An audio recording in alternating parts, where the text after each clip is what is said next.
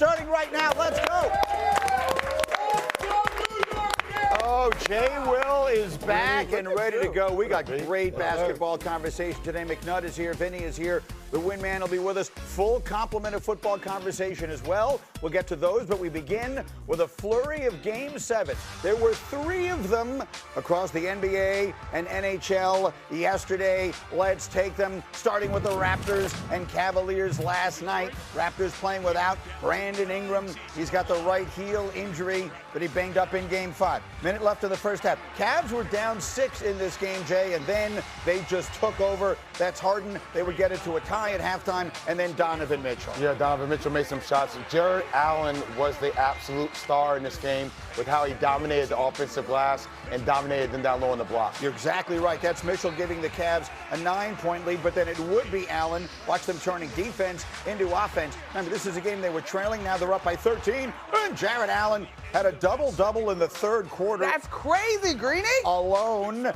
Cavs up 19 after 3, and it was pretty much a coronation from there, too. Hey, Vinny, look how many defenders he beats. That's Donovan Mitchell beats on this play. He got them all. I think that's a minimum of 4 out of the 5. If I set the over-under at 4.5. So the Cavaliers advance, play in the second round after a couple of tough moments. The home team won every game in that series. The home team in this series was Detroit for Game 7, looking to climb out of a 3-1 hole against the Magic. Same thing they did to them back in 2003. The score was tied late in the second quarter of this game, and then Tobias Harris went nuts. He went 18 points in the second quarter and really was that complimentary piece to Cade Cunningham and the way they closed it in Game 6. In like a 2-minute stretch at the end of the second quarter, it went from tied to the Pistons up 11, and then Vinny in the third quarter, they just took over. Yeah, at some point in Game 7, you realize you're the better team, and things start to fall the way that they were supposed to. Monica, that one falls for Jenkins to give the Pistons a 19-point lead going to the fourth quarter. And if you're going to give credit someplace, McNutt, let's give it to Cade Cunningham. Give it to him, Greeny. When his team needed him, he came up huge. 32 last night, but also he had 12 assists. That was the first time he had double-digit assists since Game 2 in this series. That's a big deal. But Shaq kept saying they need one of the others to get it done. And Tobias Harris had 30 points. And so the Pistons win their first playoff series in 6,564 days. They will advance to the second round, and so the East semifinals are set. Detroit gets the Cavs. That starts tomorrow. Season series split 2 games each. DraftKings has Detroit, the slight favorite to win. On the other side, starting tonight, it will be the Knicks and Sixers. They also split 2 games. DraftKings has the Knicks as the favorites, and so that takes us to the world's most famous arena, where they will play Game 1 tonight. And the health of JWill Embiid is always the storyline, and this series is certainly no exception. How many times did he get hurt in that game? Let me count the ways oh my God. that we thought JWill Embiid. There's the legendary Monty Python sketch where the guy just keeps getting limbs cut off and he just keeps on fighting. That's what Embiid looked like the other night. He's limping. He's being stretched on the sideline by like 5 different people. Ultimately, though, he would play the whole game, play one of his best playoff games ever, and the Sixers would stun the Celtics and stun the world by getting here. So let's start there. What do we know about JWill Embiid, and what do we expect as far as his status for Game 1 tonight? Well, Greeny, he's not on the injury report. So that, to me, says that they feel pretty confident that he's going to play. He's not even questionable, which is giving them a little wiggle room. So how great is he going to be throughout the course of playing every other day for 14 days? That's the question here. How effective is he going to be? Because he's still recovering. Like, you think because of a player's back that he's all the way back. JWill Embiid is still recovering from having an internal surgery happen not too long ago. So let's hold our horses before we're saying that JWill Embiid is the MVP version of himself. This was the moment I'm talking about. Look at this. This was pretty wild. I mean, this is in the second half of the game the other night. He's playing the playoff game of his life. They're in an unbelievable battle with the Celtics, so they got 5 guys stretching him over there at once. JWill. You know, Ben said, let's hold our horses. And hearing that line then attached to JWill Embiid, I've been holding my horse for what do you mean? At some point, though, we're all being competitive, right? Everybody's injured. And the measure of his greatness is going to be how he handles the injuries. Look, he is the key in this game. Boston allowed him to take his time, to conserve his energy. The Knicks can't afford to do that. But the way he plays, if he's aggressive, it comes down to this Karl Anthony Towns matchup. It's the biggest matchup for me in the playoffs in the second round. Okay, so let me sort of start it all the way at its core, and then we'll work our way up to that. We will have plenty of time, by the way. We set aside a block of time to talk about the Celtics and Sixers, Game 7, and the Celtics in particular. We'll do that in a little while. But let's get now to what we have in front of us. Okay. Monica, she does the Knick games on radio, for those who don't know. I had Alan here on Friday, and I said, if you injected the Knicks with truth serum, who would they want to play in? He said Boston. He said this team was built to play Boston. So what do the matchups tell you now that it's the series no one expected, which is Knicks Sixers? Well, I would agree with what Alan Hahn said. However, as I look at this Knicks team, part of the difference maker to me is Mitchell Robinson. Now, you go back 2 years ago in that series, Joel Embiid pulls Robinson down in Game 3, and Robinson doesn't play the rest of that series. I do think that they are built well to deal with this Philadelphia 76ers team. Is it the ideal matchup? Maybe not. But I think when you look at the guard matchup, Maxey and Brunson, you obviously got speed versus strength at that situation. Then you've got the Karl Anthony Towns, Joel Embiid, Mitchell Robinson piece of it all. Will Towns be the hub that we saw him develop into in the Atlanta matchup? Can he draw Embiid away from the paint? In the same breath, can he stay on the floor and not get in foul trouble dealing with the size of Embiid? And then you made an interesting point here as we start this series. I was saying, Jay, I remember you were in studio every day during this. The Knicks and Sixers played an unbelievably dramatic 6-game opening round 2 years ago. And so I'm sitting here licking my chops for more of that. And you said these are very, very different teams. Yeah, when you add the variables in it, they look the same. But VJ Edgecombe wasn't there.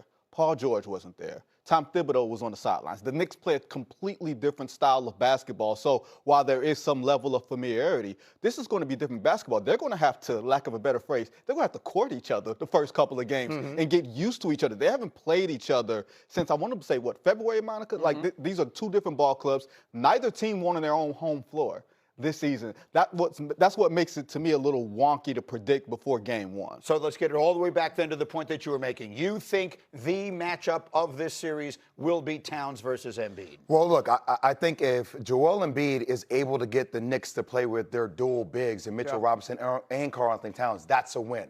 Right? Think about when they played against Boston. Luka Garza was on the court. You allow him to kind of sit in the paint. He's going to be in drop coverage most of the time, right? But the way you get him out of that is where you can play Cat at the 5, or you actually go with a small lineup.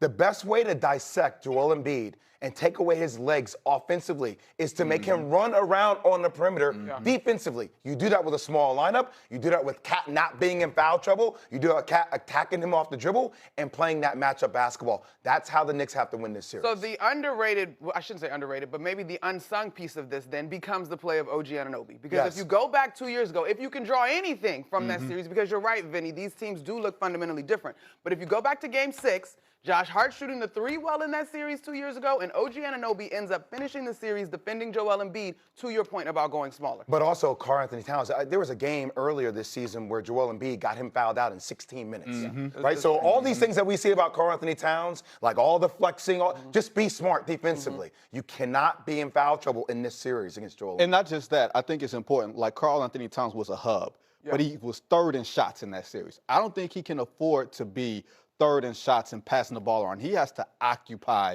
Joel Embiid in this series. He has to take a lot of shots. He has to be aggressive. And we're talking about Karl Towns being in foul trouble. He has to get Joel Embiid in foul trouble. He can't let Embiid just sit in the paint. Joel did not have to guard Neemias Queta and the Celtics bevy of centers. He's got to guard Karl Anthony Towns. Karl has to be aggressive and damn near the #1 option. To your point, though, of the hub, as you're watching this, part of why the hub works so well versus Atlanta is because when the Knicks went to their screening options, they put Atlanta in difficult positions in terms of guarding the second and third action as Karl Anthony Towns is sitting there quarterbacking, right? The Sixers, at least with their starting lineup, I don't think they have the same sort of issue. Kelly Oubre, VJ Edgecombe, Maxey, Paul George even, they're fine dispatching those guys as defenders to switch as you please. I know I've been saying this throughout the course of the year, but we just saw Cleveland go to Game 7, 76ers go to Game 7, Pistons go to Game 7. Did the Knicks go to Game 7? They did not. Okay, so they should have their legs. They played 5 and 1/4 games in this series. Great. So we have Cade Cunningham with the collapsed lung. We have Cleveland that's trying to figure out James Harden come back in the lineup. We have Joel Embiid. We don't know if he's sustainable or not. Like, you could not ask for a better opportunity. And you got home court. Than this You're year right. Yes. for the New York. I've been saying it all year long. So it has to be no excuses. You're right. This is why you have Mikal Bridges. This is why you got Karl Anthony Towns. Or you're looking at blowing this thing up moving forward. This is what it sets it up for New York Knicks fans to be nothing but disappointed. There we go, Greeny. It's like I said the other day. I came in here the other day and I said the Knicks are going to the finals. If you watch the way they're playing right now, the way this thing has broken for them, look, if not now, then when? Never. They're not going to have to go through Boston, which I don't care what anybody says. You think the Knicks were built to beat them? The Celtics wanted them. The Celtics wanted their shot at the Knicks. It didn't happen. Tatum gets hurt. All the rest of that, we saw what happened. But if you look at the way this thing is broken, the Knicks have home court advantage here. They got Cleveland and Detroit on the other side. If not now, then when, I think. This is, and also subsequently, doesn't this set up as the ultimate Karl Anthony Towns revenge tour? Yes. You go against Joel Embiid in the semifinals, your own personal boogeyman. They got into a fight. Now, granted, they pieced it up. It's been about 5 or 6 years. They are good now. I've heard from both sides that they are good now. They have connected. I'm not saying that they like each other. I'm saying that they're good now. And then let's say you get past this. Yeah. Oh, look at that. This is what we're talking about. Yeah, that was a different Karl Towns and a different Joel Embiid back then. You had Ben Simmons on the floor. That's how you know it's old for us. We don't know what Ben Simmons is nowadays. Now, if you go through Joel Embiid in the semifinals, and let's just say the Detroit Pistons are waiting, and it's Jalen Duren and Isaiah Stewart. This is the biggest litmus test on everything that we say Karl Anthony Towns is or is not. And if the Knicks get to the finals, he's going to have to be a catalyst for that. It's their time, right? For the Knicks, the thing has broken in their direction. Like we were talking about how well things. Greeny, you are setting them up for disappointment. You are saying it. It's their way. It's also the right? Because you think about the guards that he's about to go against and VJ Edgecombe, and you think about Tyrese Maxey. Deuce McBride's going to have to play a lot of minutes because he can match up offensively, and it keeps him on the court. So, like, this game comes down to grit and toughness. The team that we saw last year with Tibbs, the defensive toughness now combined with the offensive kind of versatility, this is the moment. Here's what I will say. Yes, it is our job to all look at this thing and say, look at how it has broken for you. You have no choice this year. But I will also go back to September with this group. They understood that coming in. Mike Brown understood that taking this job, right? And so I think what you saw in the Atlanta series, and I'll give Philly their credit. I think they got better through the Boston series, particularly as they look like a new group with Joel Embiid back. But I think what you saw in the Atlanta series from this group, particularly in the way they closed in Game 6, is that veteran core that has been here together. Not just veterans, but they have been in this moment together. I think they're ready. So one of the big storylines in the East is the team that isn't there. And we have that coming up. What went wrong?